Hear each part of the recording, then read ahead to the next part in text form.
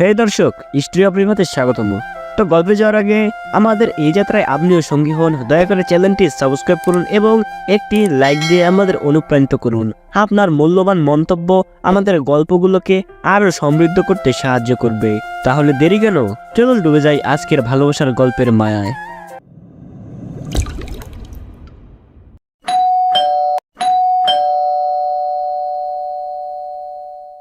সকাল সকাল calling bell চাপ দিচ্ছে আম্মু। কেউ দরজা খুলছে না, সবাই গভীর ঘুমে মগ্ন। কলিং বেলের আওয়াজ কারো কানে পৌঁছাচ্ছে না, তাই আম্মুয়ের কাছে একটা এক্সট্রা চাবি ছিল, সেটা দিয়ে দরজা খুলে ভেতরে প্রবেশ করলো। ভেতরে প্রবেশ করে সোজা আমার রুমে এলো। আমার রুমের দরজা খোলা থেকে সোজা রুমের ভিতরে এলো।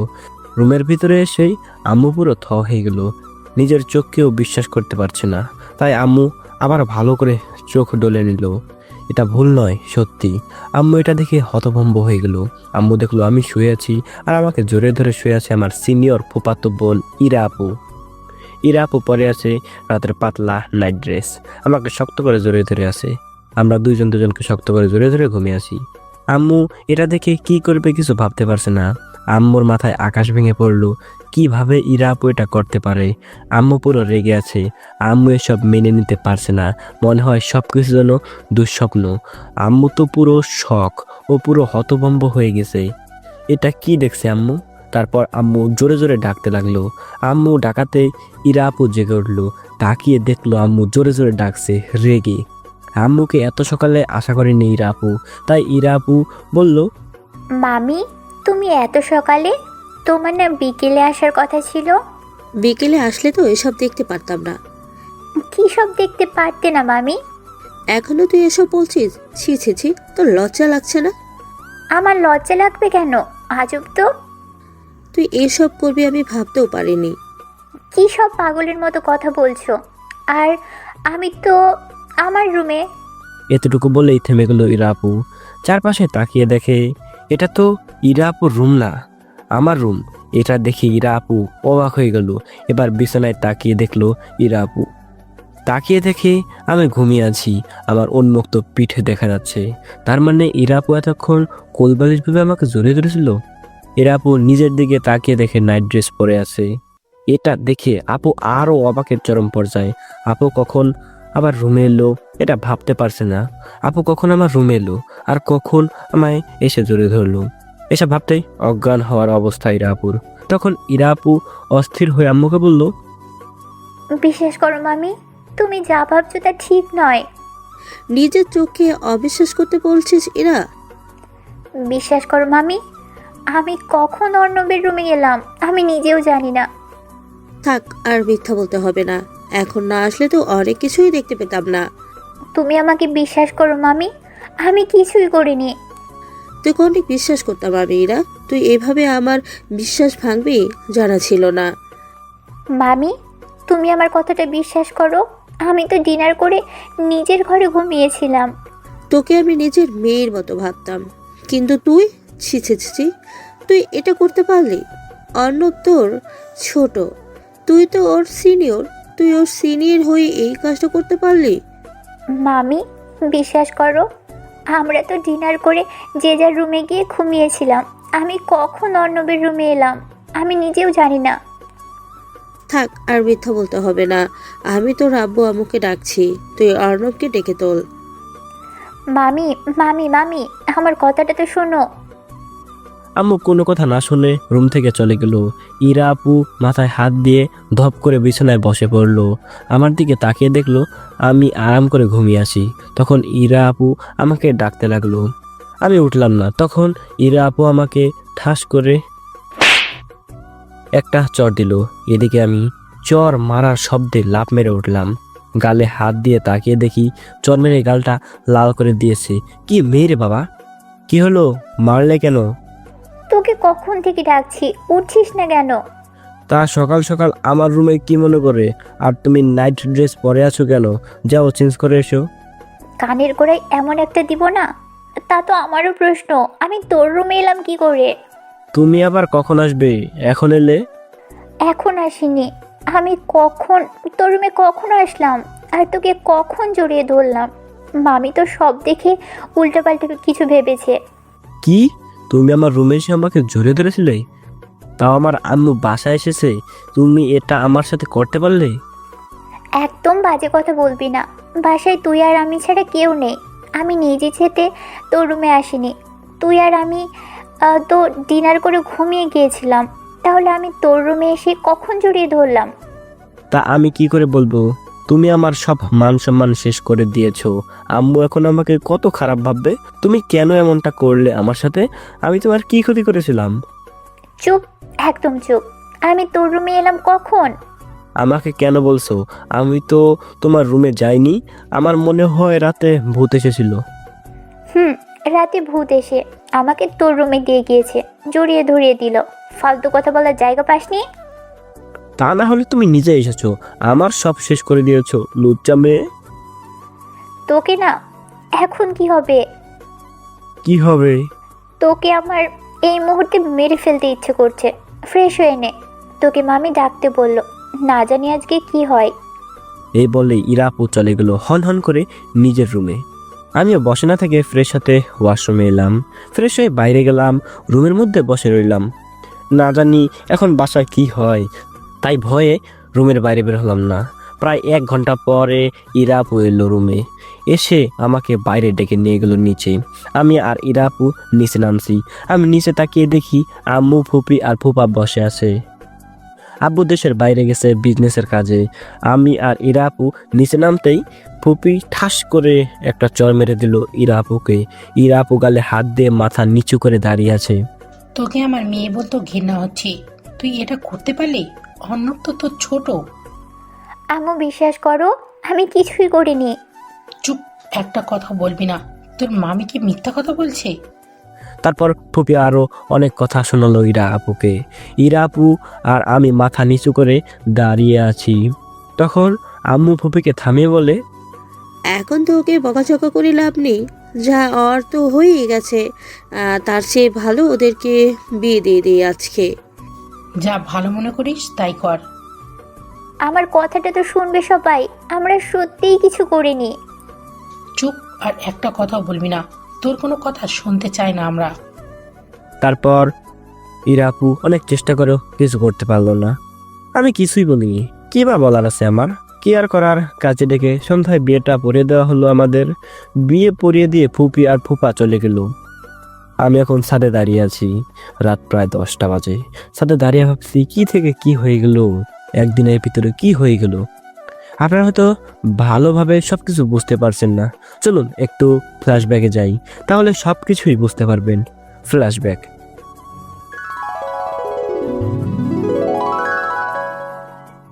সকাল সকাল ঘুমিয়ে আছি, এমন সময় ফোনটা চিৎকার করতে শুরু করলো। মনে হচ্ছে কেউ ফোনটাকে হত্যা করার জন্য নিয়ে যাচ্ছে। বিরক্ত হয়ে ফোনটা কেটে দিলাম। এমনি কাঁচা ঘুম, ঘুম পাচ্ছে খুব। আবার চোখটা বন্ধ করতেই আবার ফোনটা চিৎকার দিয়ে উঠলো। মেজাজ পুরো 420। ঘুম ঘুম চোখে ফোনটা হাতে নিলাম। মন চাচ্ছে এক আছাড় দিয়ে ফোনটাকে আত্মহত্যা করে দেই। ফোনটা আছাড় দেওয়ার জন্য হাতটা উঠালাম, কিন্তু ভাবলাম এটা তো ফোনটার দোষ না, যে ফোন দিয়েছে তার একমাত্র দোষ। ফোনটার ভাগ্য ভালো এই যাত্রায় বেঁচে গেল। ফোনটা রিসিভ করে নাম্বার না দেখেই বলতে শুরু করলাম, কোন শালারে আমার কাঁচা ঘুমটা ভেঙে দিলি রে? তোর কপালে বউ জুটবে না, আর জুটলেও তোর বউয়ের বাচ্চা ল্যাংটা হয়ে জন্মাবে, মিলিয়ে নিস। ওপাশ থেকে একটা রমণী সুন্দরী মন জুড়ানো কণ্ঠে বলে উঠল, কানের গোড়ায় এমন একটা দিব না, ঠিক হয়ে যাবে। কি সব বাজে বাজে কথা বলছিস? আজব তো, চেনেন না জানেন না তুই করে বলছেন। মা বাবা কি ভদ্রতা শেখায়নি? দেখ অর্ণব, আমার কিন্তু রাগ উঠতেছে। এই মেয়ে, আপনি আমার নাম জানেন কোথায়? এবার মার খাবি বলে দিলাম।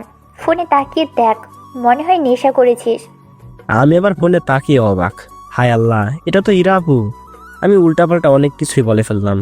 আর আপু আমাকে ফোন দিল, ভাবতেই পারছি না। তাই আমি ইরাপুকে বললাম, আপু তুমি হঠাৎ করে? এবার মনে পড়েছে তাহলে?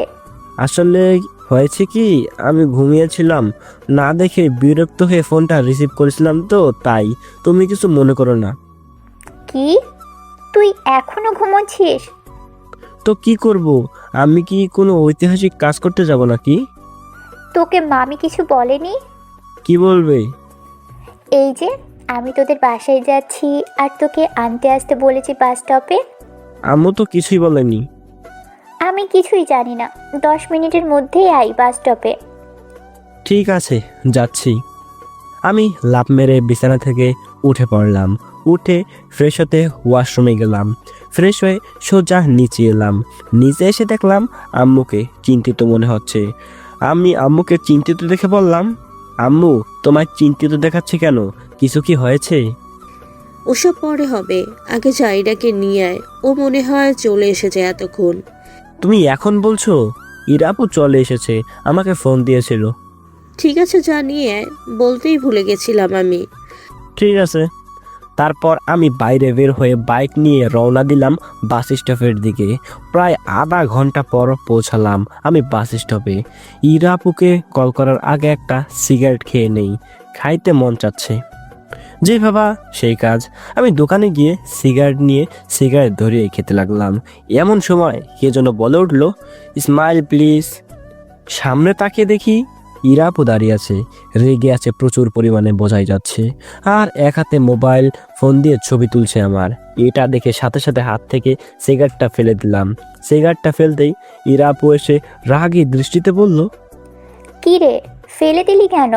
খা না, আর কয়েকটা ছবি তুলি। আসলে আপু আমি সিগারেট খাই না, মাঝে মাঝে দু একটা খাই, প্লিজ আম্মুকে বলো না। না, এটা তো বলতেই হবে, তুই অনেক বড় হয়ে গেছিস, এটা জানাতে হবে না? প্লিজ বাসায় বলো না আপু, বললে আমায় কি যে করবে আমি নিজেও জানি না। তো আমি এখন কি করব? আমি বলবই। প্লিজ আপু কিছু বলিও না, তোমাকে আমি বিকেলে ঘুরতে নিয়ে যাব। শিওর তো নিয়ে যাবি? যাব। আর একটা কথা, এসব আর খাবি না। ঠিক আছে, আর খাবো না। ঠিক আছে, বাসায় চল। ঠিক আছে চলো। তারপর আমি ইরাপুকে নিয়ে বাসায় আসতে লাগলাম। ইরাপুকে দেখে আমার এক মুহূর্তের জন্য হলেও আমার চোখ আটকে গিয়েছিল। আগের থেকে অনেক সুন্দর হয়ে গেছে, পুরো পরীর মতো। তারপর ইরাপুকে নিয়ে বাসায় চলে এলাম। কলিং বেল চাপ দিতে আম্মু দরজা খুলে দিল। মনে হয় আমাদের জন্যই অপেক্ষা করছিল। আম্মুর দিকে তাকিয়ে দেখি মনে হয় কোথায় যাওয়ার জন্য রেডি হচ্ছে। ইরাপু আম্মুকে গিয়ে জড়িয়ে ধরলো, মনে হয় নিজের মেয়ে। হায় রে আম্মু, আমাকে তো চিনতেই পারে না। তখন ইরাপু আম্মুকে বলল, কেমন আছো মামি?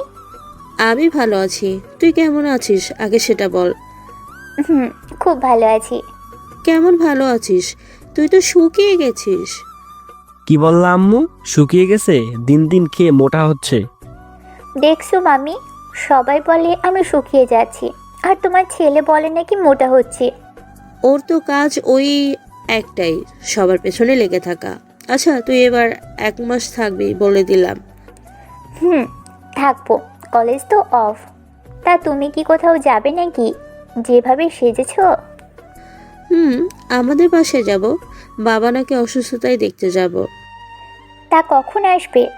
আজকে আসতে পারবো না, কাল বিকেলে আসবো নে। মন খারাপ করিস না, এসে না হয় গল্প করব। ঠিক আছে। আসল অর্ণবকে দেখে রাখিস, হারামজাদাটা একটা শয়তানি করলে দুঘা দিবি, কোনো দেরি করবি না। কি রে অর্ণব, শুনলি তো কি বললো? শুনলাম, সব আমাকে মারার প্ল্যান। ঠিক আছে, তোরা সাবধানে থাকিস, আর ওকে বাসার বাইরে যেতে দিবি না। ঠিক আছে, তুমি কোনো চিন্তা করো না মামি, আমি আছি তো। ঠিক আছে। তারপর আম্মু চলে গেল। ইরাপুও চলে গেল। যে রুমটায় ইরাপু থাকে আমাদের বাসায় আসলে, আমিও আমার রুমে চলে গেলাম। অনেক ক্লান্ত, তাই ফ্রেশ হয়ে দিলাম এক ঘুম। বিকেলে ইরাপুর ডাকে ঘুম ভাঙলো। ইরাপু বলল, কি রে, উঠ তাড়াতাড়ি, বিকেল হয়ে গেছে। বিকেল হয়েছে তো আমি কি করব? কি করবি মানে? এখন না আমাকে ঘুরতে নিয়ে যাওয়ার কথা ছিল? তো তো নিয়ে যাবি না? না, নিয়ে যাব না। কি করবে কি? এখন মামিকে সব ছবিগুলো পাঠিয়ে দিব।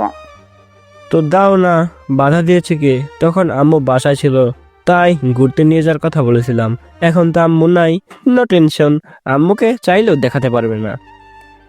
বাসায় আসলে দেখিয়ে দিব, তখন পা ধরলেও কাজ হবে না বলে দিলাম। তোমার পা ধরতে যাবো আমি? আমার বইয়ে গেছে।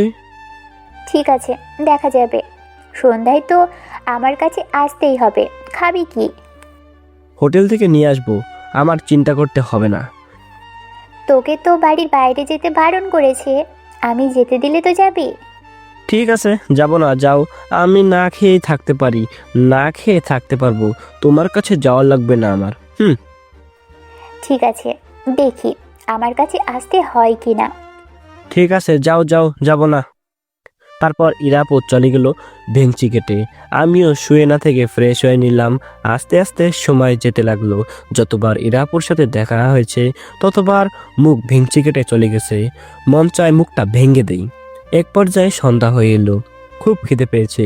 তখন তো পটপট করে বললাম আমি না খেয়ে থাকতে পারবো। কি জ্বালায় যে বলেছিলাম, আমি তো জীবনেও না খেয়ে থাকিনি, এখন কি হবে?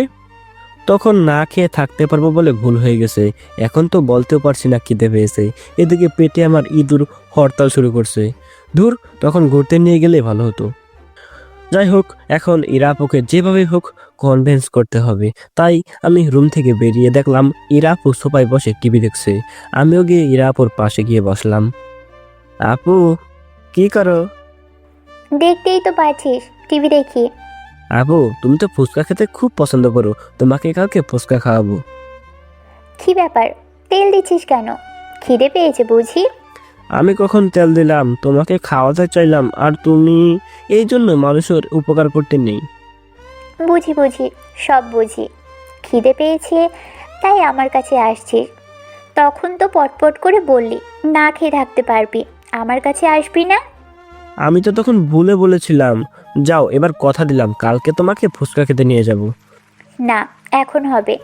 প্লিজ আপু, আমার খিদে পেয়েছে, তুমি একটা কিছু ব্যবস্থা করো। তখন তো বললি না খেয়ে থাকতে পারবি, তাই এখন তোর বাহাদুরি কই গেল? আমি কি তখন ওভাবে বলেছি নাকি? মজা করে বলেছিলাম।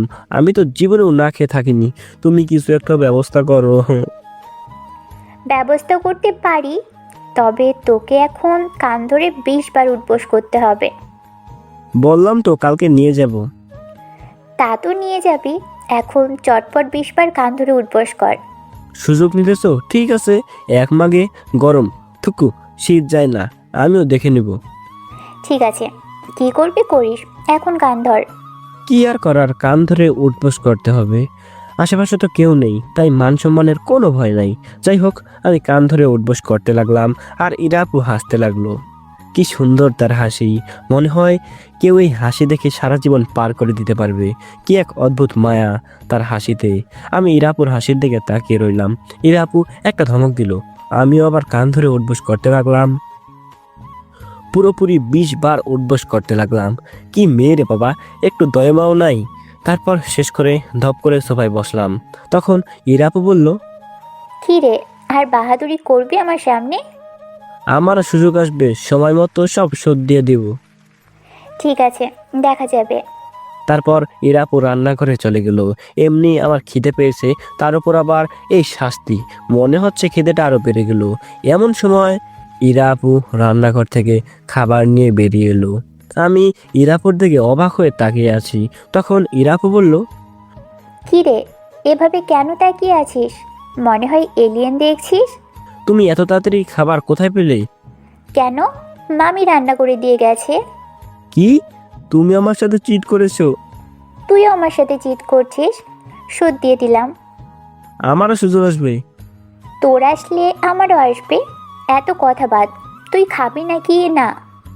এই না না না, খাবো তো। তারপর আমি আর ইরাপু একসাথে খাবার খেয়ে নিলাম। খাবার খেয়ে যে যার রুমে গিয়ে ঘুমিয়ে পড়লাম। পরের দিন কি ঘটলো তা তো আপনারা জানেনই, তাই আর নতুন করে কিছুই বললাম না।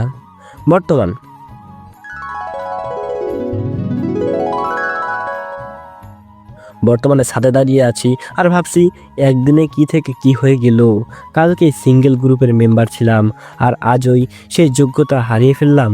কালকে সে আমার বড় আপু ছিল, আর আজই সে আমার বউ। ছাদে কিছু সময় কাটিয়ে রুমের সামনে এলাম। রুমের সামনে এসে ভাবতে লাগলাম, ভিতরে যাব কি যাব না। এখন যেহেতু বিয়েটা হয়ে গেছে, তাই সে আমার বউ, মেনে নেওয়া ছাড়া আর উপায় নেই। তাই রুমের ভিতরে প্রবেশ করলাম, ঠাস করে দরজা লাগিয়ে দিলাম। ঠাস করে দরজা বন্ধ করাতে ইরা আপু থুকু থুকু থুকু, ইরা চমকে উঠল। কিছুই বললো না। আমি দরজা বন্ধ করে দরজার সামনে দাঁড়িয়ে ভাবতে লাগলাম, এখন আমার কি করা উচিত। আমি তো জীবনেও বাসর করিনি, তবে শুনেছি বাসর করে বউ স্বামীকে সালাম করে। কই, আমার তো কিছুই করছে না। আমি কিছুক্ষণ ভেবে ইরার সামনে গেলাম, ঘোমটা দিয়ে আছে তাই ঘোমটা তুললাম। ভাই রে ভাই, আমি মনে হয় ভুল করে এখানে আসছি। ঘোমটা তুলতে দেখলাম ইরা রেগে বুম হয়ে তাকিয়ে আছে আমার দিকে। মনে হয় বাসর ঘরে স্বামী মারা যাওয়ার ইতিহাস ঘটবে আজকে। আমি ইরাকে শান্ত গলায় বললাম, বউ তুমি কিছু নিয়ে রেগে আছো? তোমাকে রাগলে কিন্তু হেভি লাগে। কি রে, কে তোর বউ? কেন, তুমি আমার কিউট আদরের বউ। মেরে মুখ ভেঙে দিব। একদম বউ বউ বলবি না। আমি এই বিয়ে মানি না। কখনো আমায় স্পর্শ করার চেষ্টা করবি না। আমার বউকে আমি স্পর্শ করবো না তো এটা কেমন কথা? আর আজকে আমাদের বাসর রাত, যা হওয়ার হয়ে গেছে। আমি যে তোমায় মেনে নিয়েছি। নিকুচি করেছে তোর বাসর রাতের। আমি এই বিয়ে মানি না। তুই প্ল্যান করে এসব করেছিস। আজব তো, আমি কেন প্ল্যান করে এসব করব? দেখ, আমাকে যদি টাচ করিস এমন একটা থাপ্পড় খাবি 3 দিন ধরে শুনতে পাবি না। তুই আমার সাথে প্ল্যান করে এসব করেছিস। আমি থাকতে এসেছিলাম কয়েকদিনের জন্য থাকতে এসে কি হয়ে গেল? এ বললেই কেঁদে দিল। তবে কাঁদলে ছোট বাচ্চাদের মতো লাগে, মন চায় থাপড়াইয়া সারা দিন রাত কাটাই। আমি তখন বললাম, তোমাকে কাঁদলে অনেক কিউট লাগে বউ, কাঁদো, আরো বেশি করে কাঁদো। আবার তুই বউ বলছিস? বলছি না আমি এই বিয়ে মানি না। কাছে আসার চেষ্টা করবি না আমার। ঠিক আছে, বলবো না। প্রচুর পরিমাণ চেতে গেছে, আর চেতালে হয়তো আমার গাল লাল করে দিবে, তাই কিছু বললাম না। এজন্যই বলে মেয়ে মানুষকে চেতানোর চেয়ে পাগলকে চেতানো ভালো। তাই আমিও আর চেতালাম না।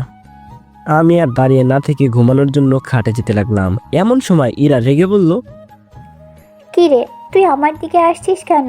বললাম না আমি এই বিয়ে মানি না। কথা কানে যায় না? আমি তোমার দিকে যাচ্ছি না, আমি তো বিছানায় যাচ্ছি ঘুমানোর জন্য। তুই আমার সাথে বিছানায় ঘুমোতে পারবি না। তো আমি কোথায় ঘুমাবো? আমি জানি না, তুই নিচে ঘুমো। প্লিজ বউ, আপু, যেটাই হও না কেন, আমাকে বিছানায় ঘুমাতে দেন। আমি নিচের জীবনেও ঘুমাইনি, আর ঘুমাতেও পারবো না। ঘুমাসনি তো কি হয়েছে? আজ থেকে ঘুমানোর চেষ্টা কর। আজ থেকে প্রতিদিন তুই নিচে ঘুমাবি। আপু বা বউ, আপনার পায়ে পড়ি, আমি নিচে ঘুমাতে পারবো না। বেশি প্যাচাল পারবি না।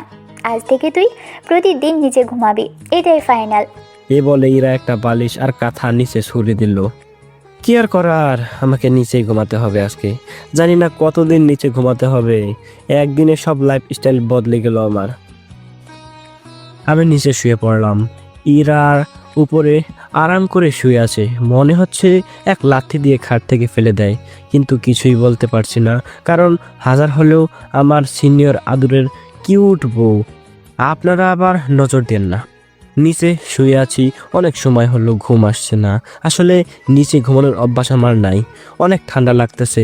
ওপরে ইরা আরাম করে ঘুমিয়ে আছে নিশ্চিন্তে। মানুষ বাসরাতে বউয়ের আদর খায়, আর আমি খাই ঝাড়ি আর ঠান্ডা। হায় রে কপাল আমার। অনেকক্ষণ এভাবে থেকে ঘুম আসলো না। এপাশ ওপাশ করতে করতে ঘুমানোর চেষ্টা করলাম, ঘুম আসলো না। সারা রাত ভালো করে ঘুমাতে পারিনি। সকাল সকাল একটু ঘুম ধরলো, তাই আমি ঘুমাতে লাগলাম। কিন্তু আমার ঘুমটা কারো সহ্য হলো না। যেই একটু ঘুম ধরছিল সেটাও ভেঙে গেল। কে যেন ডাকতে লাগলো।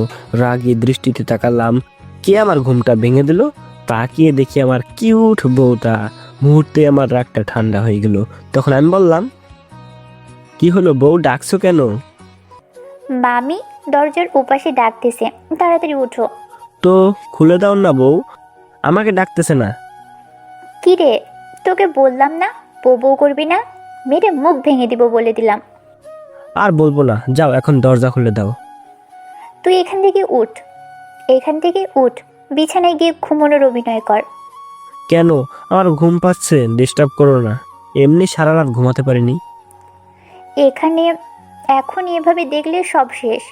বাহ, আমার বিছানা, আমার ঘর, আমারই জায়গা নেই, অভিনয় করতে হবে ঘুমানোর? কি কপাল আমার। কি রে, তুই বিছানায় যাবি নাকি? এক লাফে বিছানায় উঠে পড়লাম। নিচে ঘুমিয়ে শরীরটা ব্যথা হয়ে গেছে, ভালোভাবে ঘুমাতে পারিনি। এবার একটু ঘুমানো যাক। কি কপাল আমার, আমার বিছানায় আমাকে অভিনয় করে ঘুমাতে হচ্ছে। এসব যাক, একটু ঘুমিয়ে নি আরামসে। চোখটা বুঝে 2-3 মিনিট যাওয়ার পর আবার ইরা ডাকলো। মেজাজ পুরো 420। তাই বললাম, কি হলো, এত বারবার ডাকছো কেন? একটু শান্তিতে ঘুমাতে দিবে নাকি? মামি ডাকতেছে নিচে নাস্তা করতে যাওয়ার জন্য। এত রাগ কাকে দেখাচ্ছিস? আমি যাব না, তুমি যাও, আমি একটু ঘুমিয়ে নেই। কি রে, তুই যাবি নাকি পানি মারবো? ঠিক আছে, যাচ্ছি যাচ্ছি। পানি মারা লাগবে না, আমার বউ বলেছে বলে কথা। বউ বলছি। ইরা একটু রাগী দৃষ্টিতে তাকালো। আমি ভয় পেয়ে এক দৌড়ে ওয়াশরুমে চলে গেলাম। ফ্রেশ হয়ে বাইরে বের হয়ে দেখলাম ইরা বিছানায় বসে আছে। তা দেখে আমি বললাম, বসে আছো কেন? চলো নিচে চলো বউ। কি রে, তুই আমারে বউ বলছিস কেন? বললাম না তোকে আমি এই বিয়ে মানি না। এইবার বলতে খুন করে দিব বলে দিলাম। ঠিক আছে, বলবো না, এবার তো নিচে চলো। তুই যা, আমি আছি 2 মিনিট। ঠিক আছে, তাড়াতাড়ি আসবে। এ বলে আমি নিচে চলে এলাম। নাস্তার টেবিলে বসলাম। আম্মু বসে আছে ইরার জন্য। আমরা অপেক্ষা করছি, কিন্তু 5 মিনিট হয়ে গেল আসছে না। তাই আমি আবার উঠে রুমে এলাম ইরাকে ডাকতে। রুমের সামনে আসতেই হয়ে গেলাম। আমি দেখলাম ইরা ড্রেস চেঞ্জ করছে। তা দেখে আমি টাসকি খেয়ে গেলাম। আমাকে দেখে ইরা তাড়াতাড়ি শরীর ডেকে ফেললো। তারপর রাগের দৃষ্টিতে আমার দিকে তাকিয়ে বলল, কি রে, তুই না বলে বলা নেই কওয়া নেই হুট করে রুমে ঢুকে পড়লি। এখানে আমি যে কোনো পজিশনে থাকতে পারি।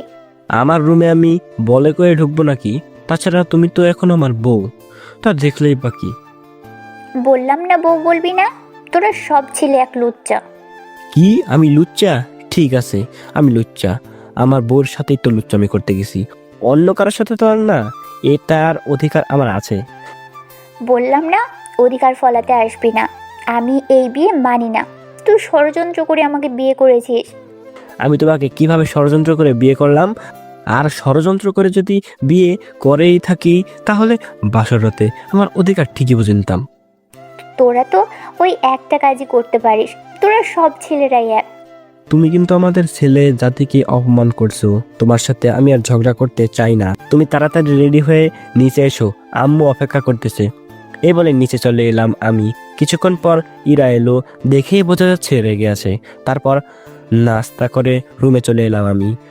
আর বাসা থেকে বের হয়ে আড্ডাখানায় চলে এলাম। আড্ডাখানায় এসে দেখি ফাহাদ বসে আছে। আগেই বলে রাখি, ফাহাদ হচ্ছে আমার একমাত্র বেস্ট ফ্রেন্ড, কলিজার টুকরা বন্ধু। আমাকে দেখে ফাহাদ বলল, কিরে, বউকে পেয়ে আমাদের ভুলে গেলি নাকি? ভুলে যাব কেন? তোকে কি আমি বলতে পারি? তোকে তো আমি খুঁজে বেড়াচ্ছি। বিয়ে উপলক্ষে ট্রিট নিবি না? তার বলতে দে না, কি দিবি? এই না হলে আমার ফ্রেন্ড। এই নে। এই বলে কয়েকটা উড়াধুরা মেরে দিলাম। মারার পর একটু শান্তি শান্তি লাগছে। আমার হাতে মার খেয়ে ফাহাদ বলল, কি হলো, মারলি কেন? মা গো, মরে গেলাম গো। হবু বউ, তুমি কই গো? তোমার স্বামীরে মেরে ফেললো। এটা তোর ট্রিট হিসাবে পাওনা ছিল। এই জন্যই মানুষের উপকার করতে নেই, উপকার করলেই দোষ। কোথায় ট্রিট দিবি তা না। এখন আপাতত এটাই তোর ট্রিট। ট্রিট সেদিন পাবি যেদিন সব ঠিকঠাক হবে। দোয়া করে দিলাম, জীবনে ঠিকঠাক হবে না। আর ঠিকঠাক হলেও তোর বাচ্চা থুকো, তোর বউয়ের বাচ্চা ল্যাংটা হয়ে জন্মাবে বলে দিলাম। কথা মিলিয়ে নিস। কি বললি? দাঁড়া। এই বলে ফাহাদকে মারার জন্য গেলাম। হালায় ভয়ে দৌড় দিছে। আমিও একটু দৌড়াই দিলাম, কিন্তু ধরতে পারলাম না, চলে গেল। আমিও সেখানে না থেকে বাসায় চলে এলাম। রুমে এসে দেখি আমার বউ নাই। হায় হায়, আমার বউ চলে গেল নাকি? আবার ছাদে গেলাম, দেখলাম সেখানেও নাই। তখন আমি চিৎকার করে বললাম, আম্মু গো, আমার বউ কই? আমার বউ পালায়ে গেছে। আম্মু গো, তাড়াতাড়ি আসো, ইরা পালিয়ে গেছে। আরামদাদাটা কী সব বলতেছে এগুলো? ও কেন পালাবে?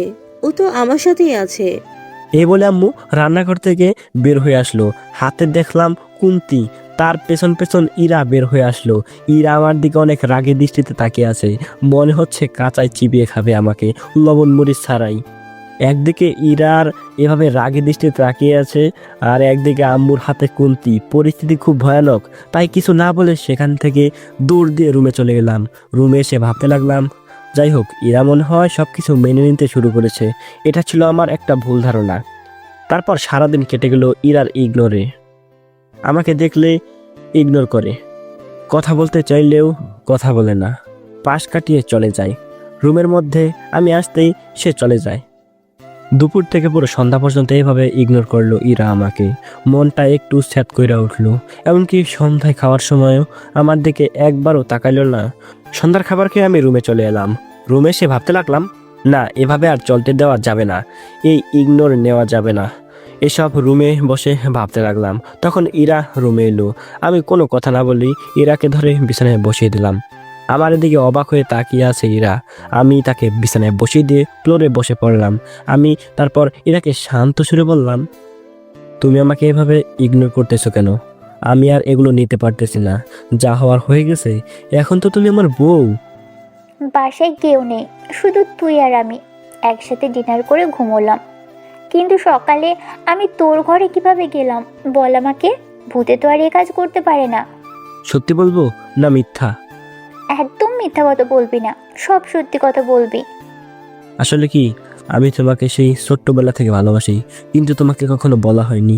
হয়তো তুমি আমার সিনিয়র বললে, কখনো সাহস করে তোমায় বলতে পারিনি যে তোমায় বড্ড ভালোবাসি তোমায়। এবার যখন তুমি আমার বাসায় এলে আর আম্মু তোমাকে আর আমাকে একা রেখে যখন চলে গেল, তখন বিষয়টা আমি আমার বন্ধু ফাহাদের কাছে শেয়ার করলাম। সেও জানে যে আমি তোমাকে ভালোবাসি। বিষয়টা শেয়ার করাতে ফাহাদ বলল, এটাই নাকি তোমাকে পাওয়ার আমার একমাত্র সুযোগ। আর আমি আগে থেকে জানতাম যে আম্মু সকালে আসবে, তাই রাত্রে তোমাকে আমার রুমে নিয়ে গিয়ে শুয়ে দিয়েছিলাম। এসব কিছু শুধু তোমাকে পাওয়ার জন্য করেছি আমি। তোমাকে যে খুব খুব ভালোবাসি আমি।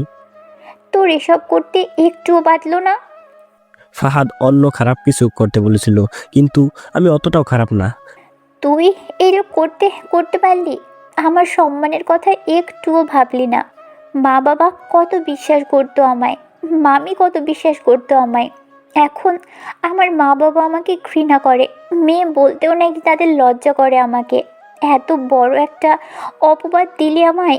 প্লিজ তুমি কান্না করো না, আমি সবাইকে বলে দেবো আমার বউ খারাপ না, সব আমি করেছি। যা, তোর এখন এসব বলা লাগবে না, তুই যা এখান থেকে।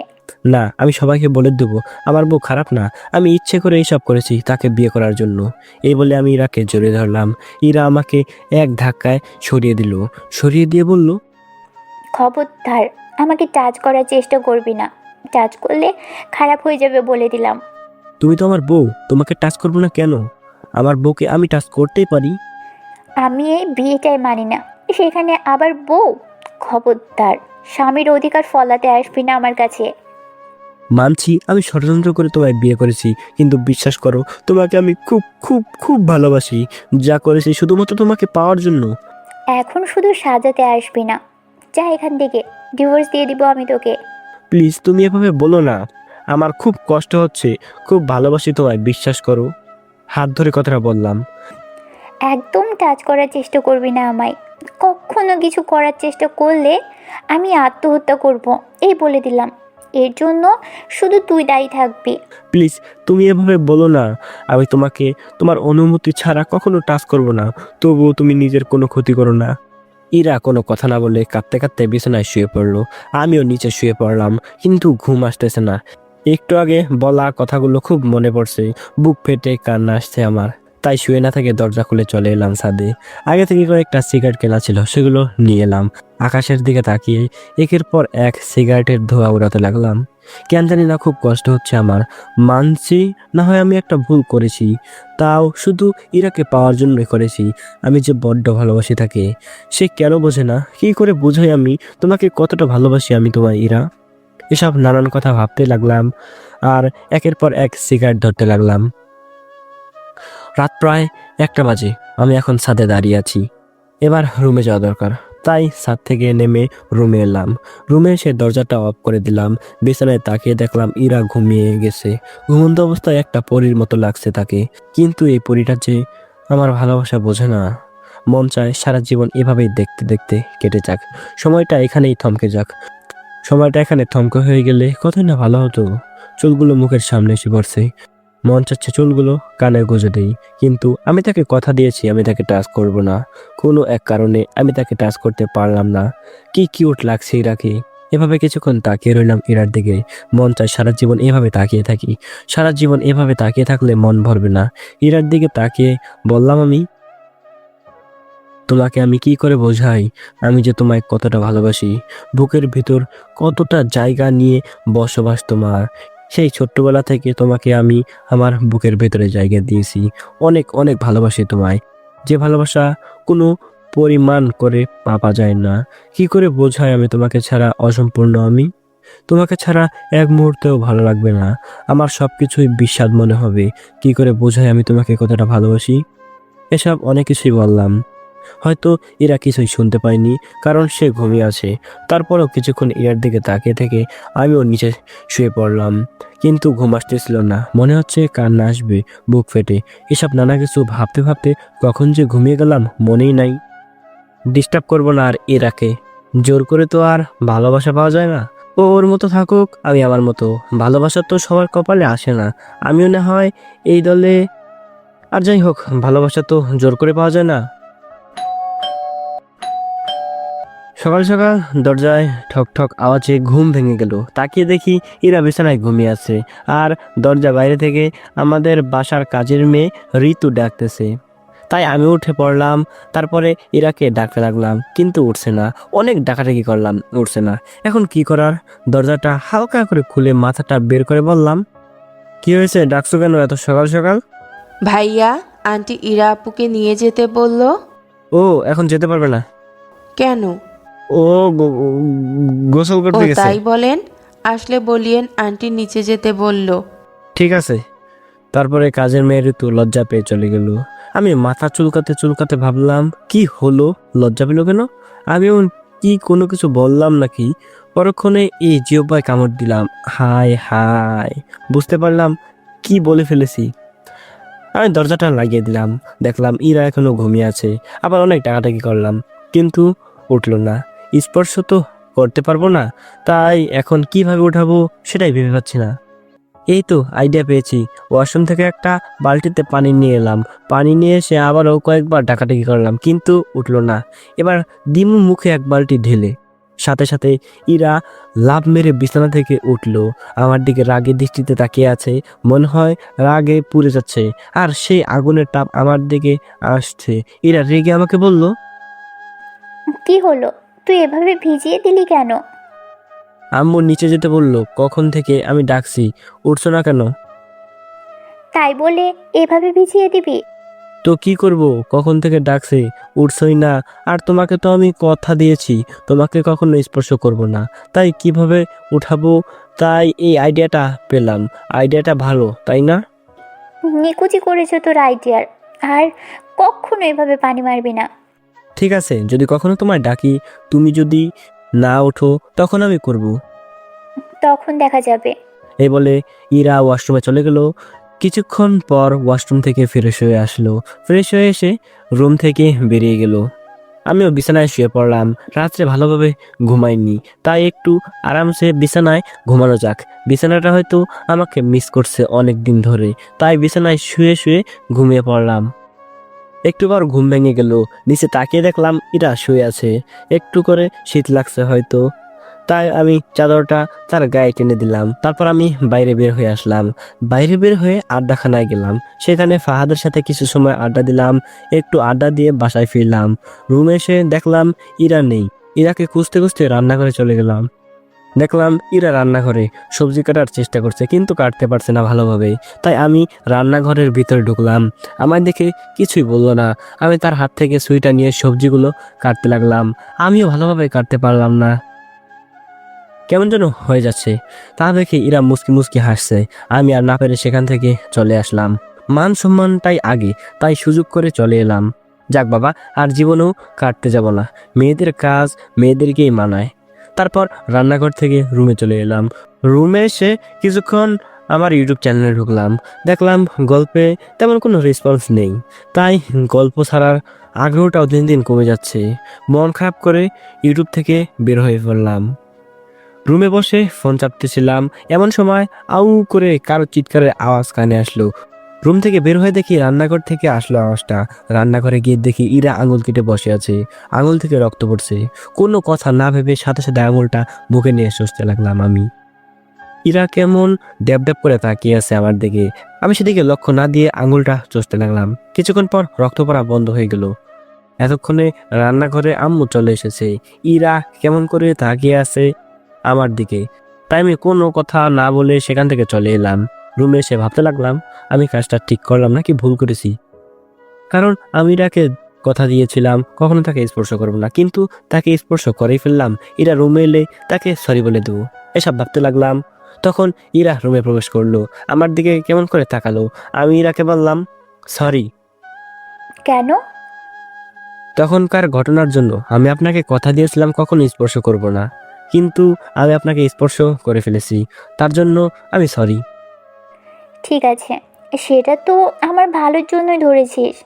ভালো করলাম তাও আবার আমি তো খারাপ, কারো ভালোই করতে পারি না, অন্যের সাথে সবসময় খারাপ করি। যেমন ধরুন না, আপনাকে প্ল্যান করে বিয়ে করে ফেলেছি। এরা কোনো কথা বলছে না। তবে চিন্তা করবেন না, খুব শীঘ্রই মুক্তি দিয়ে দিব আপনাকে। মুক্তি পেয়ে যাবেন এই অর্ণব নামের খারাপ মানুষটা থেকে, যে আপনার সাথে প্রতারণা করেছে। খুব শীঘ্রই মুক্তি পেয়ে যাবেন। আর কিছু বললাম না, বাইরে চলে এলাম। বাইরে এসে এক প্যাকেট সিগারেট কিনলাম। কেন জানি খুব কষ্ট হচ্ছে আমার। তারপরে সিগারেটের প্যাকেট নিয়ে চলে গেলাম নদীর ধারে। ফাহাদকে কল দিয়ে আসতে বললাম। আমি সেখানে বসে একের পর এক সিগারেট টানতে লাগলাম। কিছুক্ষণ পর ফাহাদ এলো, ওর সাথে বসে আড্ডা দিতে লাগলাম আর সিগারেট খেতে লাগলাম। প্রায় দুপুর হয়ে গেছে, বাসায় যেতে হবে, তাই ফাহাদকে নিয়ে বাসার দিকে আসতে লাগলাম। তারপর আসার সময় ফাহাদের বাসা পড়ায় ফাহাদ চলে গেল বাসায়। আমিও বাসায় যেতে লাগলাম। কিছুক্ষণ পর বাসায় চলে এলাম। কলিং বেল চাপ দিতেই আম্মু এসে দরজা খুলে দিল। তারপর আমাকে বলল, কিরে এতক্ষণ কই ছিলে? ফাহাদ ডেকেছিল, তাই ওর সাথে ছিলাম। ও আচ্ছা, যা ফ্রেশ হয়ে নে। তারপর আমি রুমে চলে এলাম। রুমে আসা মাত্রই চিৎকার দিয়ে ওয়াশরুম থেকে বেরিয়ে এলো ইরা। এসে আমাকে জড়িয়ে ধরলো। কি এক অদ্ভুত অনুভূতি, মাতাল করার মতো। পরক্ষণে অন্য কিছু মনে পড়লো। ইরা ভিজা অবস্থায় রয়েছে, আমাকে যে জড়িয়ে ধরেছে তার খেয়ালই নেই। হঠাৎ আমার দিকে তাকিয়ে দেখলো এরা, তারপর ছেড়ে দিল। লজ্জা পেয়ে ওয়াশরুমে চলে গেল। আবার কি হলো কিছুই বুঝতে পারলাম না আমি। ওয়াশরুমে যেতে না যেতে আবার চিৎকার দিয়ে উঠলো। ইরা এসে আমাকে আবার জড়িয়ে ধরলো। কি হচ্ছে কিছুই তো আমি বুঝতে পারছি না। আমি তাকে বললাম, কি হলো, এভাবে জড়িয়ে ধরছেন কেন, আর এসব কি হচ্ছে আমার সাথে? এরা আমাকে জড়িয়ে ধরে রয়েছে, তাছাড়া কোনো নাম নেই। এক বিব্রতিকর পরিস্থিতি। ইরা আমার বুকে মাথা রেখে আঙুল দিয়ে ইশারা করে ওয়াশরুমের দিকে দেখিয়ে বলল। আরশোলা? আমি হাসবো না কাঁদবো কিছুই বুঝতে পারছিলাম না। এত বড় একটা মেয়ে আরশোলা দেখে ভয় পায়। আমি ইরাকে সরিয়ে দিয়ে বললাম, এইভাবে ভেজা অবস্থায় আমার সামনে আসবে না কখনো, না হলে আমি নিজেকে কন্ট্রোল করতে পারবো না, তখন আবার সব দোষ আমাকে দিবেন। আমার কথায় ইরা আমার দিকে কেমন করে তাকালো। তারপর নিজের দিকে তাকিয়ে দেখলো যে পুরো ভিজে অবস্থায় রয়েছে। এই অবস্থায় ইরার মনে হচ্ছে মাটির সাথে মিশে যেতে। তখন আমি বললাম, এত বড় মেয়ে আরশোলা দেখে ভয় পান? কি করব, আমি ছোটবেলা থেকে আরশোলা দেখে খুব ভয় পাই। দেখ না একটু আরশোলা আছে কিনা। ঠিক আছে দেখছি। এ বলে আমি ওয়াশরুমে দরজা খুলে ভিতরে গেলাম। দেখলাম আরশোলা নেই, চলে গেছে। তখন আমি বললাম, কোথায় আরশোলা? নেই তো, চলে গেছে, আপনি এবার গোসল করতে পারেন। আমার কথা এরা আমার পেছন দিক থেকে লুকিয়ে দেখার চেষ্টা করলো আসলে আছে নাকি। দেখলো যে নেই। তারপর এরা ওয়াশরুমে চলে গেল।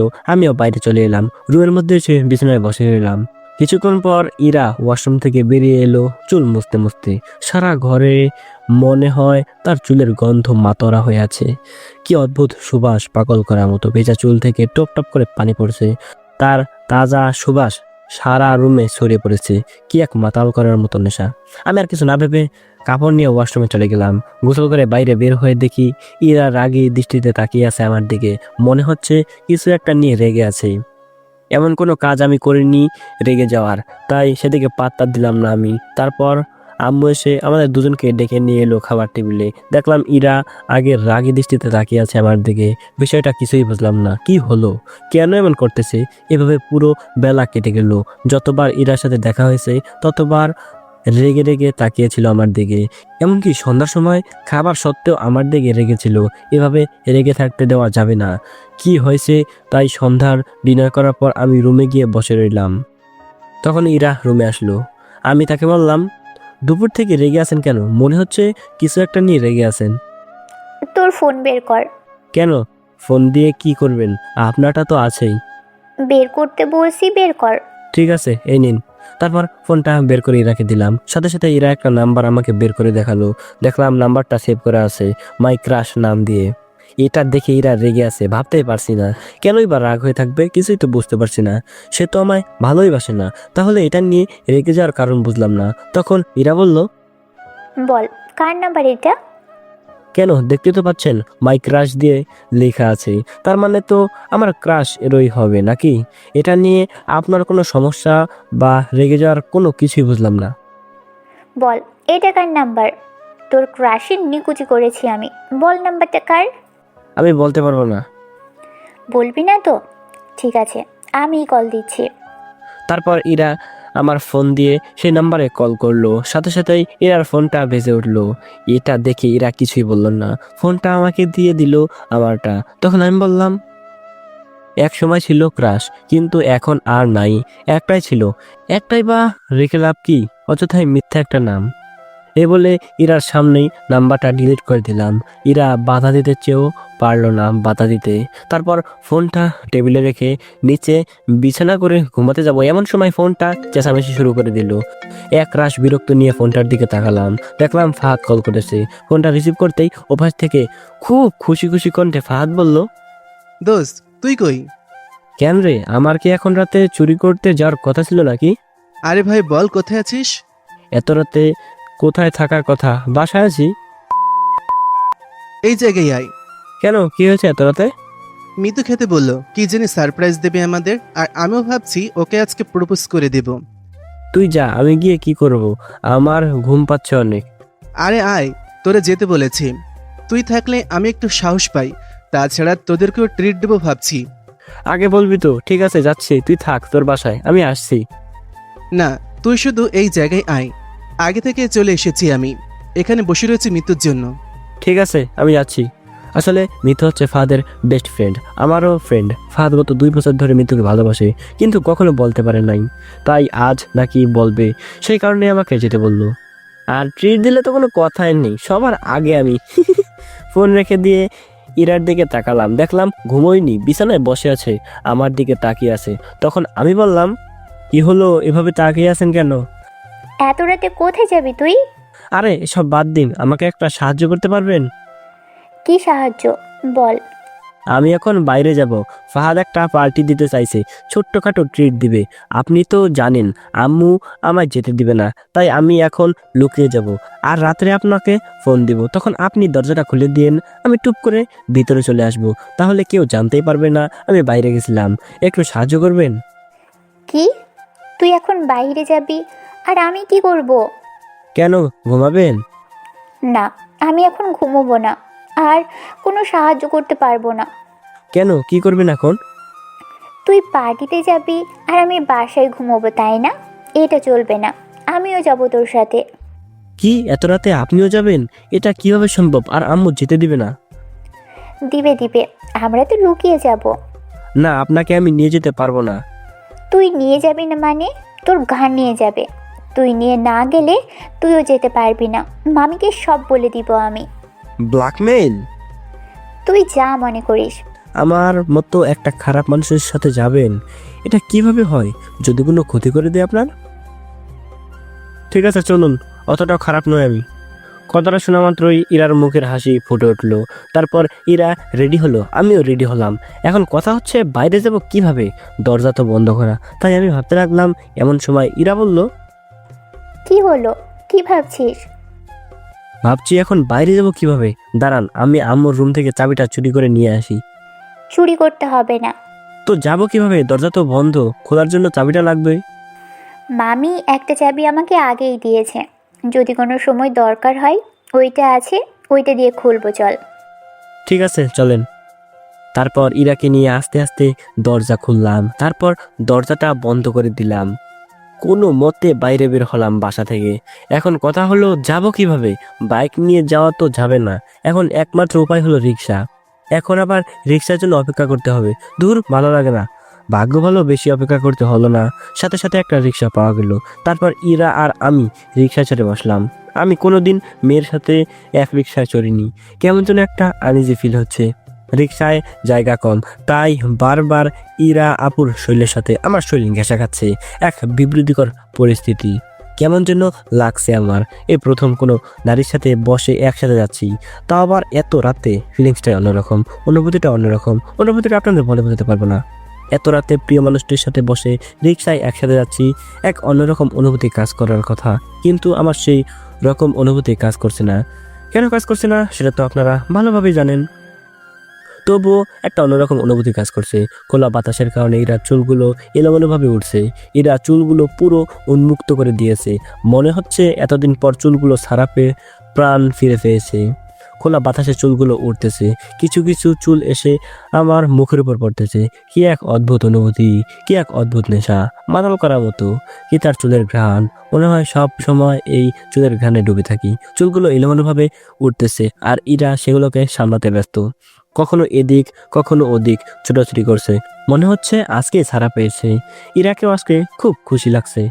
কিছু কিছু চুল এলোমেলোভাবে উঠছে আর ইরা সেই চুলগুলো বারবার হাত দিয়ে তার কানে গুঁজে দিচ্ছে। কি মনোরম দৃশ্য। মনে হয় সারা জীবন এভাবে তাকিয়ে থাকি। তার দিকে 1000 বছর তাকিয়ে থাকলেও তার প্রতি মায়া আমার কমবে না। কিভাবে বোঝাবো আমি তারে আমি কতটা ভালোবাসি? না পারছি কিছু করতে, না পারছি কিছু বলে বোঝাতে। সে হইল না আমার।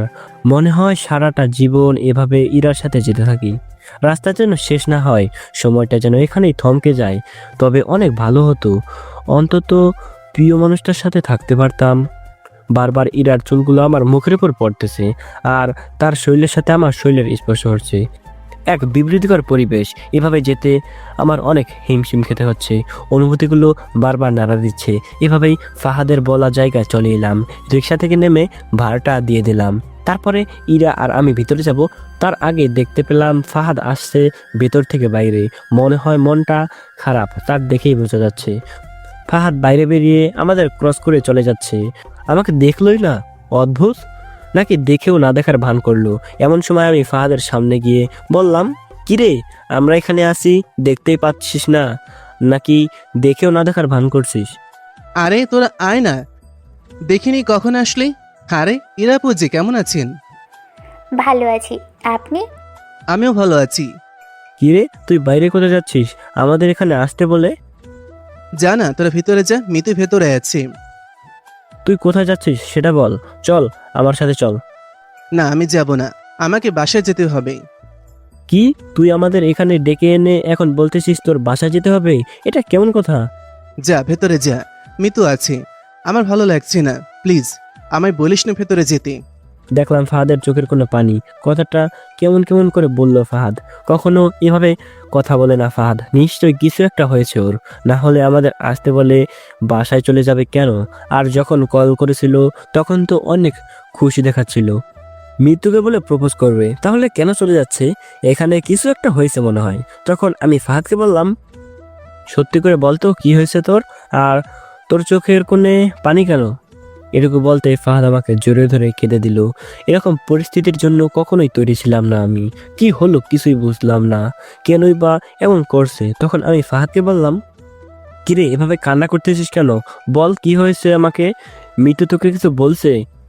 দোস্ত, আমি মিতুকে প্রপোজ করার জন্য এসেছিলাম, আর মিতু আমাকে সারপ্রাইজ দিবে বলে এখানে আসতে বলেছিল। কিন্তু আমি যে এত বড় সারপ্রাইজড হব তা কখনোই ভাবতে পারিনি। এসব কি কথা বলতেছিস? সবকিছু খুলে বল সব আমাকে। কি হয়েছে? অর্ণব, তুই তো জানিস আমি মিতুকে কতটা ভালোবাসি। প্রায় 2 বছর ধরে ভালোবাসি ওকে। ও আমার বেস্ট ফ্রেন্ড থাকায় বলতে পারিনি ভয়ে, যদি ফ্রেন্ডশিপ নষ্ট করে দেয়। তুই তো সবকিছু জানিস কতটা ভালোবাসি ওকে, যে জীবনের থেকে ওকে ভালোবাসি আমি ওকে। তাই ভাবলাম আজকে বলে দিব, যা হবার হবে। এখানে আসতে বলেছিল, তাই আমি এই সিদ্ধান্ত নিলাম যে আজকে এখানে এসে বলবো। আর মিতু বলেছিল আমাকে কি জানি একটা সারপ্রাইজ দেবে, আমি ওকে প্রপোজ করবো ভেবেছিলাম। কিন্তু এখানে এসে যে এত বড় সারপ্রাইজ হয়ে যাব এটা আমি নিজেও জানি না। আরে কি হয়েছে, খুলে বল সবকিছু।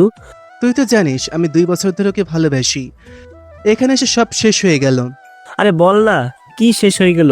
আর এভাবে কাঁদছিস কেন? আর মিতু কই? আজকে ভাবছিলাম এখানে মিমকে প্রপোজ করব। এখানে এসে দেখি মিমের সারপ্রাইজ হচ্ছে মিমের বয়ফ্রেন্ড। কি, মিতুর বয়ফ্রেন্ড আছে? দোস্ত, 1 মাসের রিলেশন নাকি তাদের। আজ দেখাতে নিয়ে এলো আমাকে, এটাই তার সারপ্রাইজ। মন খারাপ করিস না দোস্ত, সবার ভাগ্যে তো আর ভালোবাসা জোটে না। যেমন আমাকে দেখ। কথাটা বলে ইরার দিকে তাকালাম, দেখলাম মন খারাপ করে দাঁড়িয়ে আছে ইরা। তোকে বোঝাতে পারছি না আমি কতটা না ভালোবাসি আমি তাকে। নিজের মনকে বোঝাতে পারছি না আমি। নিজেকে ধিক্কা দিতে ইচ্ছে করছে, কেন আগে বললাম না আমি। মন খারাপ করিস না দোস্ত, দেখবি তোর জীবনে অনেক ভালো মেয়ে আসবে। ভালো মেয়ে কি করবি দোস্ত? আমি যে মিতুকে খুব ভালোবাসি, এটা কি করে বোঝাই আমি তাকে? থাক, মন খারাপ করিস না। আমাকে দেখ, আমি কি তোর মতো কান্না করছি নাকি? চল ভেতরে চল। না, আমি যাব না। গেলে আমি নিজেকে আটকাতে পারবো না। প্লিজ আমায় যেতে বলিস না। আরে চল, আমিও বেশিক্ষণ থাকবো না। গিয়ে শুধু মিতুর বয়ফ্রেন্ডকে দেখে আসবো, দেখবো সে তোর থেকে কত বেশি ভালো। দোস্ত, তুই যা না, আমি যাব না। আরে চল, যাবো আর আসবো, শুধু চল। ফাহাদ যেতে চাচ্ছিল না, এক প্রকার জোর করেই নিয়ে গেলাম ভিতরে। দেখলাম মিতুয়ের সাথে একটা ছেলে দাঁড়িয়ে আছে, দেখেই বোঝা যাচ্ছে শালা প্লে বয়। ফাহাদ তাদের দিকে তাকাচ্ছে না, নিচের দিকে তাকিয়ে আছে। চারপাশে তাকাতেই দেখি ইরা নেই। গেল কই? চারপাশে দেখতে লাগলাম, গেল কই? এমন সময় ঠাস ঠাস করে 2টা থাপ্পড়ের আওয়াজ পেলাম। সামনে তাকিয়ে দেখে আমি অবাক, এর আবার কি হলো? 2টা থাপ্পড় খেয়ে গালে হাত দিয়ে দাঁড়িয়ে আছে মিতুর বয়ফ্রেন্ড। কি হলো কিছুই বুঝতে পারলাম না। চরগুলো দিয়েছে ইরার আবার কি হলো কিছুই বুঝলাম না। সবকিছু যেন মাথার উপর দিয়ে যাচ্ছে। ইরাই বা কেন মিতুর বয়ফ্রেন্ডকে থাপ্পড় দিতে গেল? আর মিতুর বয়ফ্রেন্ড বা কিছু বললো না কেন? মাথা নিচু করে দাঁড়িয়ে আছে। ইরাকে দেখে বোঝা যাচ্ছে প্রচন্ড রেগে আছে, চোখ মুখ লাল হয়ে গেছে, মনে হয় চোখ দিয়ে আগুন বের হবে। ইরা আবার মিতুর বয়ফ্রেন্ডকে থাপ্পড় দিতে হাত উঠালো। এবার মিতু ইরার হাত ধরে নেয়। ইরার রাগ ক্রমশ বেড়েই চলেছে। ইরার হাত ধরে মিতু বলে উঠল, আপনি কে? আর আমার বয়ফ্রেন্ডকে মারছেন কেন? ওকে জিজ্ঞেস কর আমি কে। নিলয় বল, এই মেয়েটা কে? আর তোকে মারলো? তুই কিছু বললি না কেন? চুপচাপ দাঁড়িয়ে আছিস, বল কে মেয়েটা? নিলয় চুপচাপ মাথা নিচু করে দাঁড়িয়ে আছে। কি রে, বল আমি কে। নিলয় আগের ন্যায় মাথা নিচু করে দাঁড়িয়ে আছে। তোকে বলতে হবে না, আমিই বলতেছি আমি কে। এরপর ইরা যেটা বলল সেটা শোনার জন্য আমি মোটেও প্রস্তুত ছিলাম না। আমি কেন, ফাহাদ বা মিতু কেউই প্রস্তুত ছিল না। এটা শুনে আমি বোকা বনে গেছি, সাথে মিতু আর ফাহাদও। কথাটা শুনে এক প্রকার খুশি হয়েছে আমি। এদিকে ফাহাদও একটু করে খুশি হয়েছে। এদিকে মিতু প্রচণ্ড রেগে গেছে, রাগে হাত পা কাঁপছে তার। আমি যেটা মনে করেছিলাম সেটাই, আসলেই শালা একটা প্লে বয়।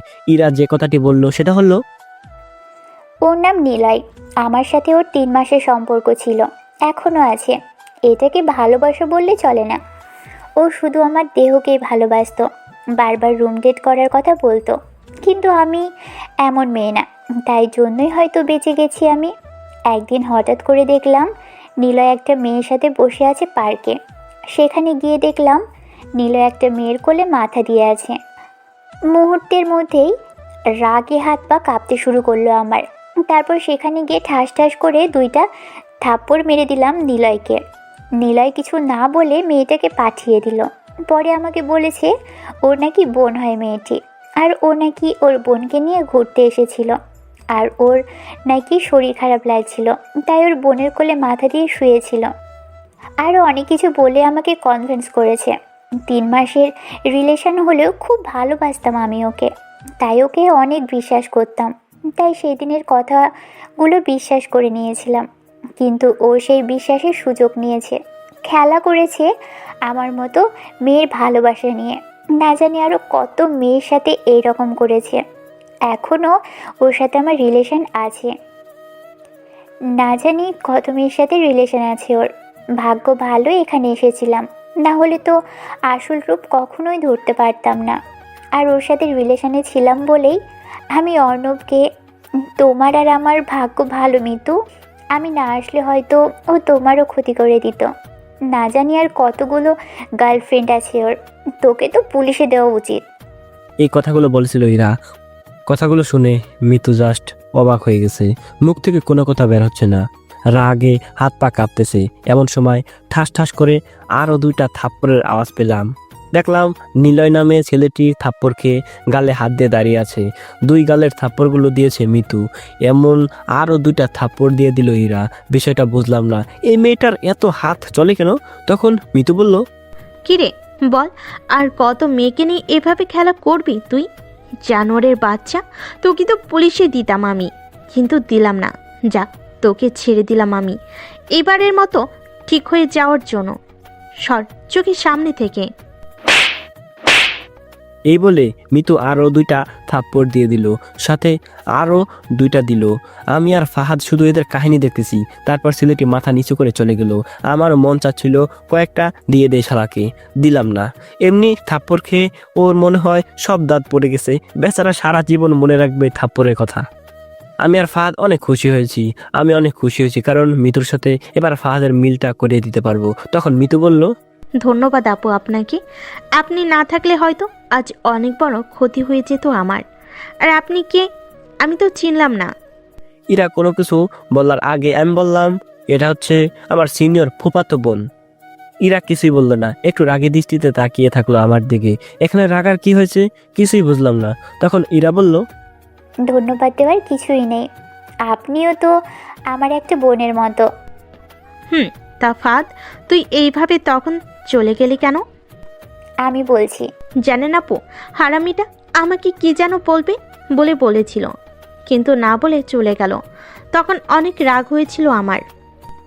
আসলে ফাহাদের চলে যাওয়ার কারণ হচ্ছে ও তোমাকে গত 2 বছর ধরে ভালোবাসে, কিন্তু তোমাদের ফ্রেন্ডশিপ নষ্ট হওয়ার ভয়ে কখনো বলেনি। আজ তোমাকে প্রপোজ করতে এসেছিল, কিন্তু যখন ও দেখলো যে তুমি তোমার বয়ফ্রেন্ডকে সাথে নিয়ে এসেছো আর তোমার বয়ফ্রেন্ড আছে, তখন সেটা মেনে নিতে পারেনি ফাহাদ। তখন কাঁদতে কাঁদতে এখান থেকে চলে যাচ্ছিল, তখন আমরা ওকে ধরে নিয়ে এলাম। কিরে, উনি যা বলছি তোকে সব সত্যি? সব সত্যি। আসলে মিতু তোকে আমি গত 2 বছর ধরে ভালোবাসি, কিন্তু কখনোই বলা হয়নি। ভয় হয় যদি আমাকে ছেড়ে চলে যাস, যদি ফ্রেন্ডশিপ নষ্ট করিস। কিন্তু বিশ্বাস কর, তোকে আমি অনেক ভালোবাসি। আর যা আমি বলে বোঝাতে পারবো না। এতদিন যখন বলতে পারিসনি তোকে, তো আজকে কেন বলছিস? ভাবলাম একদিন না একদিন তোকে বলতেই হবে। আজকে না হয় বলে দিই, কি হবার হবে। তোকে খুন করতে ইচ্ছে করছে আমার। আগে কেন বললি না? রিলেশনে জড়ানোর পর তোর কথা মনে পড়তো। তুই আমার বেস্ট ফ্রেন্ড, তোর প্রতি আমারও তো একটা ফিলিংস আছে নাকি? আমিও তো তোর বেস্ট ফ্রেন্ড, তাহলে কি আমার প্রতি ফিলিংস আছে? দর্শক ভাইয়েরা, আপনাদের গল্প শোনা লাগবে না। মনে হয় কথাটা বললে অনেক বড় ভুল করে ফেলেছি, আমাকে বাঁচান। ইরা সহ 3 জনে আমার দিকে রাগের দৃষ্টিতে চাতক পাখির মতো তাকিয়ে আছে। মনে হয় শগুনের চোখ দিয়ে আমাকে শিকার করার জন্য তাকিয়ে আছে। মনে হয় ফায়ার সার্ভিস লাগবে। ওরে, কেউ ফায়ার সার্ভিসকে কল কর। পড়া বাদ দিয়ে কেউ ফায়ার সার্ভিসকে কল করো। আগে আমারে বাঁচাও, না হলে আবার গল্প ছাড়বো কিভাবে ইউটিউব চ্যানেলে। এভাবে আর কিছু বললে খবর খারাপ হয়ে যাবে। তাই মাথা নিচু করে ছোট বাচ্চাদের মতো কাচুমুচু হয়ে বললাম, তোরা এভাবে তাকিয়ে আছিস কেন? আমি তো একটু মজা করে বললাম। তাহলে ঠিক আছে, না হলে আজ তুই শেষ। আরে কুল কুল, আমি তো মজা করে বলছি। ফাদ, তোকে এই মুহূর্তে খুন করতে ইচ্ছে করছে। কেন? আমি আবার কি বললাম? তুই যে আমায় ভালোবাসিস সেটা অন্যের মুখ থেকে শুনতে হচ্ছে আমার। এই তো এখনই বললাম, আমি তোকে ভালোবাসি। আবারও বলছি, অনেক ভালোবাসি তোমায় আমি। তুমি কি আমায় ভালোবাসো না? বাসি, তবে এখন প্রপোজ করতে হবে আমায়। ঠিক আছে, করছি জানিমান। এ বলে ফাহাদ পেছন থেকে একটা গোলাপ ফুল বের করে মৃত্যুর সামনে গিয়ে হাঁটু গেড়ে বসে বলল, শালার কি প্রপোজ করার স্টাইল! বাবারে বাবা। তোমায় প্রথম দেখায় প্রেমে পড়ে গিয়েছিলাম আমি, আমার মহারানী। তোমায় যে মনে ছোট্ট করে ঠাঁই দিয়েছি অনেক আগেই। তুমি কি হবে আমার বাচ্চার আম্মু? তুমি কি হবে আমার সে সুখ পাখি যাকে আঁকড়ে ধরে আমি সারা জীবন বাঁচতে চাই? তুমি কি হবে আমার জ্যোৎস্নাতের সঙ্গী? তুমি কি হবে আমার সেই সঙ্গী যাকে আমি সবসময় জ্বালাতে চাই? ভালোবাসবে কি আমায়? দেবে কি তোমার ওই ছোট্ট মনের জায়গা? আমার এলোমেলো জীবনে প্রথম প্রণয় তুমি মিতু। আমার জীবনে সুখতারা তুমি মিতু। আমার বাঁচা মারার জন্য পয়েন্ট তুমি মিতু। অবশেষে একটা কথাই বলতে চাই, ভালোবাসি, বড্ড ভালোবাসি তোমায়, অনেক ভালোবাসি। যা বলে প্রকাশ করতে পারবো না। I love you. হব তোমার বাচ্চার আম্মু, হব তোমার সেই জ্যোৎস্না রাতের সঙ্গী, হব তোর বেঁচে থাকার কারণ, হব তোমার সেই সুখ পাখি। তোমায় দিব আমার এই মনের ঘরে জায়গা। অনেক অনেক ভালোবাসবো, ভালোবাসা দিয়ে তোমার জীবনটা ভরিয়ে দিব। অনেক অনেক ভালোবাসি তোমায়, অনেক অনেক অনেক। I love you too. Mitu হাত থেকে ফুলটা নিয়ে ফাহাদকে শক্ত করে জড়িয়ে ধরলো। আমি আর ইরা মুসকি মুসকি হাসছি। তখন আমি কাশি দিয়ে বললাম, আমরা আছি এখানে, তোদের রোমান্টিক কথা পরে হবে, এখন আমার ট্রিট দে। দোস্ত, এখন না নিলে হয় না, আমার কাছে বেশি টাকা নেই। না না, তা বললে তো হবে না, অনেক কষ্ট হলো আজকে তোর জন্য আমাদের। প্লিজ দোস্ত, কালকে নিস, আজকে বেশি টাকা নিয়ে আসিনি। এত চালাকি বাদ দাও, তোরে আজকে ছাড়লে কালকে তোরে খুঁজাই পাওয়া যাবে না, তোকে আমি হারে হারে চিনি। তো বন্ধুরা, আজকে এতটুকুই থাক। দ্বিতীয় সিজন আসছে তাড়াতাড়ি। তো গল্পটি কেমন লাগলো অবশ্যই নিচে কমেন্ট করে জানিয়ে দিতে ভুলবেন না। আই হোপ আপনাদের কাছে গল্পটা ভালো লাগতেছে। তো আপনারা বলেন দ্বিতীয় সিজন আমি কবে আপলোড দেব, তাড়াতাড়ি কমেন্ট করে নিচে জানিয়ে যাবেন। তো দেখা হচ্ছে দ্বিতীয় সিজনে। ততক্ষণ সবাই ভালো থাকবেন, সুস্থ থাকবেন। আল্লাহ হাফেজ।